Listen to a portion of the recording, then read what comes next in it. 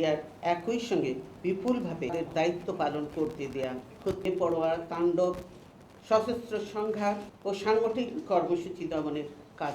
উপস্থিত সদস্যবৃন্দ, আসসালামু আলাইকুম। শুরুতেই আমি আপনাদের প্রতি গভীর সহানুভূতি জানাচ্ছি। আপনারাও আজ নির্যাতিত হচ্ছেন। সংবাদ মাধ্যম আজ আক্রান্ত। সাংবাদিক সমাজ মজলুম। মত প্রকাশ ও মিডিয়ার স্বাধীনতা রক্ষার জন্য সংগ্রাম করছেন সাংবাদিকরা। আপনাদের এই লড়াইয়ের প্রতি আমাদের অকুণ্ঠ সমর্থন রয়েছে। 1974 সালের এই জুন মাসেই গণতন্ত্র হত্যা করে একদলীয় বাকশালী স্বৈরশাসন প্রবর্তনের উদ্দেশ্যে আওয়ামী লীগ নিজেদের কবজায় 4টি প্রচারপত্র রেখে সকল সংবাদপত্র বন্ধ করে দিয়েছিল। বহু সাংবাদিক পেশাচ্যুত হয়েছিল। তার আগেও অনেক জনপ্রিয় সংবাদপত্র অফিসে সরকার তালা ঝুলিয়েছে।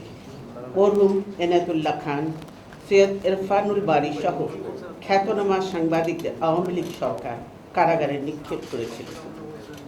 1996 সালে ক্ষমতায় এসেও তারা সাংবাদিক নির্যাতন ও মিডিয়ার ওপর হস্তক্ষেপ করেছে। এবারকার হস্তক্ষেপ আরও নগ্ন। এবারকার নির্যাতন আরও ভয়াবহ রূপ নিয়েছে। আপনারা জানেন, এরই মধ্যেই সরকার দৈনিক আমার দেশ পত্রিকার প্রকাশনা বন্ধ করে দিয়েছে। বেসরকারি টিভি চ্যানেল ওয়ানের সম্প্রচার ও যমুনা টিভির পরীক্ষামূলক সম্প্রচার নিষিদ্ধ করা হয়েছে। জেলা শহরগুলো থেকে প্রকাশিত কিছু সংবাদপত্র বন্ধ করা হয়েছে। টক শো বন্ধের পাশাপাশি প্রচারিত মতামত ও অংশগ্রহণকারীদের তালিকা সরকার থেকে ভয় ভীতি দেখিয়ে নিয়ন্ত্রণ করা হচ্ছে।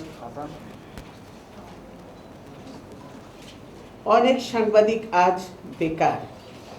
বেশ কয়েকজন নিহত হয়েছেন, অনেকে নির্যাতিত হচ্ছেন।